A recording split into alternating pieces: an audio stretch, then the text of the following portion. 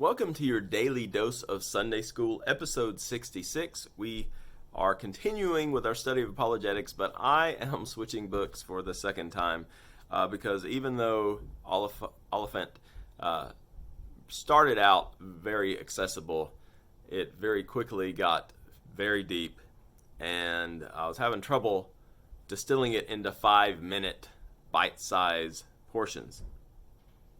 So, looking at Greg Kuchel's book Tactics, which is very much a entry level, used for anybody to be able to talk about their faith. I am going to still be distilling it through my own reformed apologetics mindset, keeping in mind that we are all operating within God's world. We all ultimately know that God exists, and that the issue is sin, that we need to repent of our unbelief. And his first chapter is called Diplomacy or DDay. So we are in a war. 2 Corinthians 10, 3 through 5. For though we walk in the flesh, we are not waging war according to the flesh. For the weapons of our warfare are not of the flesh, but have divine power to destroy strongholds.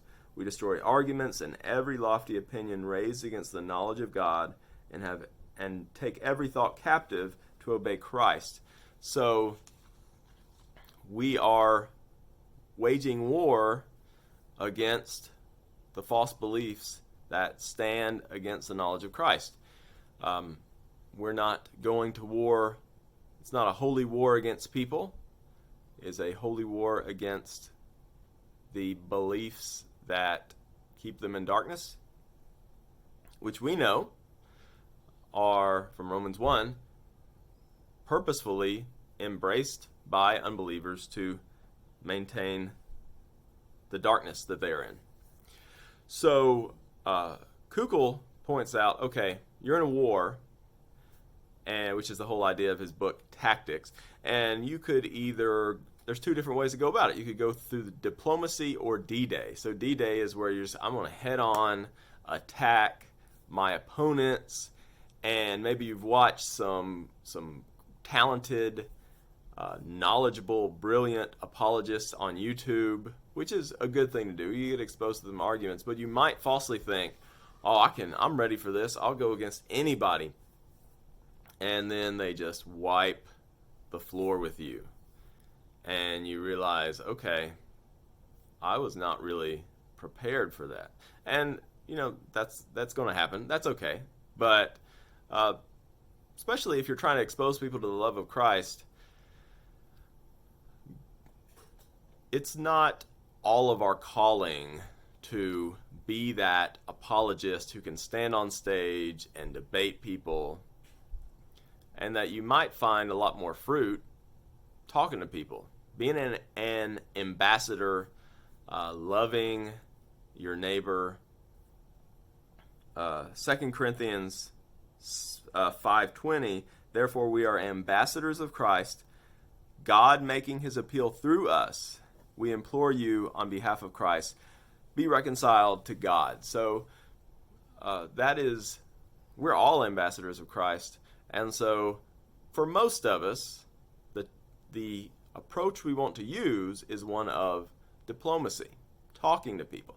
And I would say, if we are sanctifying the Lord in our heart, so 1 Peter 3:15, honor Christ as Lord, or in your hearts honor Christ the Lord as holy. That's what it is. If you've got him sanctified in your heart, you can talk to anybody. So he gives an example of talking to a Wiccan woman, a witch, so a follower of earth religion, a pagan was the term that she used for herself.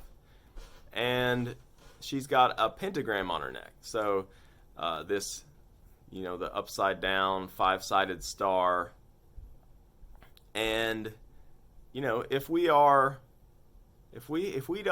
know that Christ is Lord in our hearts, know in our hearts that Christ is Lord, that he is the King of the earth, that he's given us the Spirit who is more powerful than anything in this world, we might get nervous. We might be afraid to talk to this person. But he just starts up a conversation. He says, hey, is that necklace like a religious thing, essentially?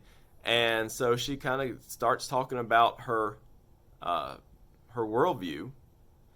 And he listens, he asks questions, and he pays attention for inconsistencies. So he notices that, this is just a brief conversation he has with somebody, he notices that she is inconsistent, and that she talks about respecting all life, but then he's like, well, so you're pro-life then? And she says no. And so he noticed an inconsistency in her worldview. Remember that the unbeliever is going to be inconsistent because they are suppressing the truth of God in unrighteousness. The world is Christ. Christ is Lord of the world. And so they are always, unless they've gone into complete insanity, 100% insanity, they're always going to be relying on the true God who is communicating to them in the world. So they're not going to be able to be consistent.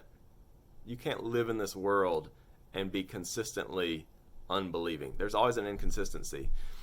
So he said, well, she was like, well, if cases of rape, she personally was, didn't like abortion, but cases of rape, she's like, oh, he said, well, so you're saying if there was a toddler here and you found out that the toddler was conceived by rape, that it'd be okay to kill that toddler?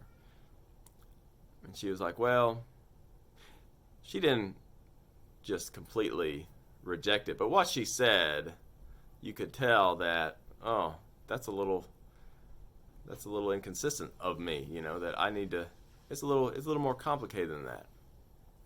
So, be a diplomat.